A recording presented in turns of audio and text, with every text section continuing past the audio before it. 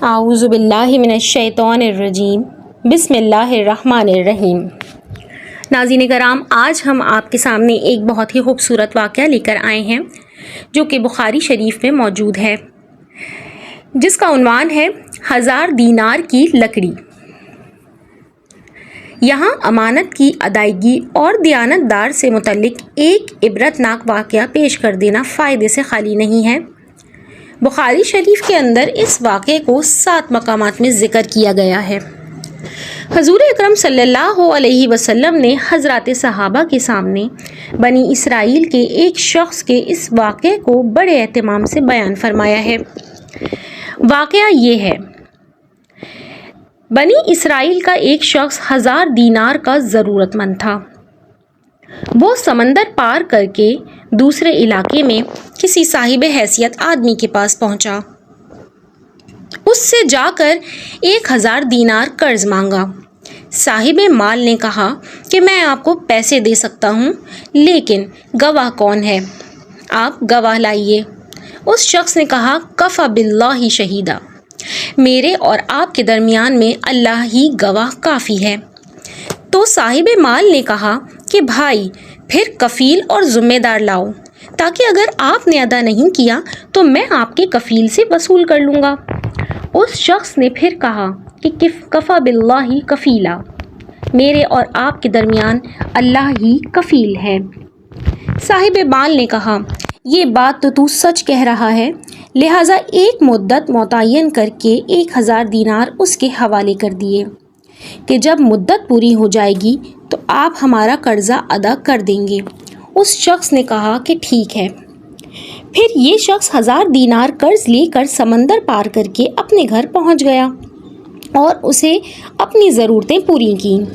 جب قرض کی مدت پوری ہو گئی تو وہ شخص قرض ادا کرنے کے لیے 1000 دینار لے کر قرض خواہ کے یہاں پہنچانے کے لیے روانہ ہو گیا۔ سمندر کے پاس پہنچ کر کشتیاں تلاش کرنے لگا، لیکن کوئی بھی کشتی نہیں ملی۔ اسے سخت خدشہ محسوس ہونے لگا کہ خدا نخواستہ قرض ادا کرنے سے پہلے مدت پوری نہ ہو جائے۔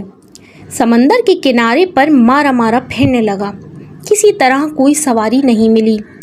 آخر کار مجبور ہو کر ایک لکڑی میں سوراخ کیا اور اس سوراخ کے اندر 1000 دینار اور ایک پرچی رکھی۔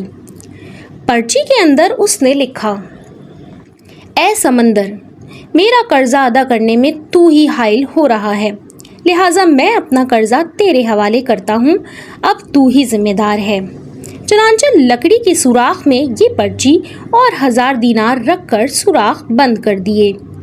اس کے بعد اس لکڑی کو اس سمندر میں یہ کہہ کر بہا دیا کہ لے، اب تو ہی ذمہ دار ہے، اور اللہ سے دعا کی، اے اللہ، میرے قرضے کے ادا کرنے میں یہی سمندر حائل ہے، میں تجھے گواہ بناتا ہوں اور تو ہی گواہ ہے اور تو ہی کفیل ہے۔ جب قرض کی مدت پوری ہونے لگی تو وہ شخص قرض دار کے پاس پہنچنے کے لیے سمندر کے کنارے پر پہنچا تو اسے بھی کوئی سواری نہیں ملی۔ اتفاق سے اس کے سامنے سمندر میں سے ایک لکڑی بہتی ہوئی آئی۔ جب وہ لکڑی سمندر کے بالکل کنارے پر آ گئی تو اس نے اس ارادے سے اس لکڑی کو اٹھا لیا کہ گھر میں عورتیں کھانا پکانے میں ایندھن کے طور پر کام میں لے لیں گی۔